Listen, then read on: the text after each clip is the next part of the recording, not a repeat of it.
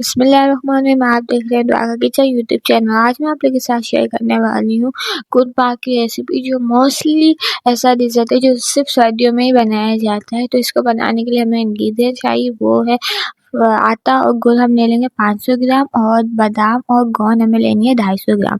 फिर इमाम दूसरे की मदद से हमें बादाम को जो है वो पीस लेना है, बिल्कुल पाउडरी फॉर्म में नहीं पीसना, इस तरह की क्रम्स होनी चाहिए।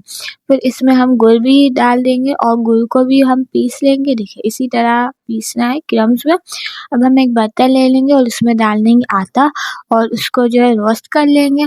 फिर हम इसे एक बर्तन में निकाल के सेपरेट कर देंगे। अब दूसरे बर्तन में हम ले लेंगे 500 ग्राम घी और इसमें डाल देंगे गोंद। गोंद को आपको जब तक वो करना है, स्टर करना है, तब तक ये फूल ना जाए। जब ये फूल जाएंगे तो हम इसे इमाम दूसरे की मदद से इसे इस तरह का पेस्ट बना लेंगे। देखिए पेस्ट बिल्कुल बन जाएगा। फिर हम इसमें डाल देंगे, इसी घी में हम डाल देंगे गुड़ और उसको मेल्ट कर लेंगे।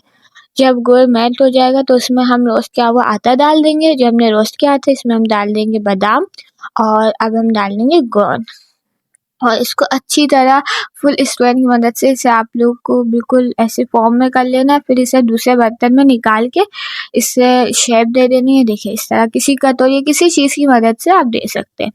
फिर इसे जो है हम भी ऐसे स्क्वायर शेप में या फिर डायमंड शेप, जिस शेप में भी आपको काटना है उस शेप में आपको काट लेना है। याद रहे ठंडा होने से पहले काट ले, फिर ये सख्त हो जाता है। तो ये थी मेरी आज की रेसिपी। उम्मीद है आपको अच्छी लगी होगी। मिलते हैं नेक्स्ट वीडियो में, जब तक के लिए अल्लाह हाफिज़।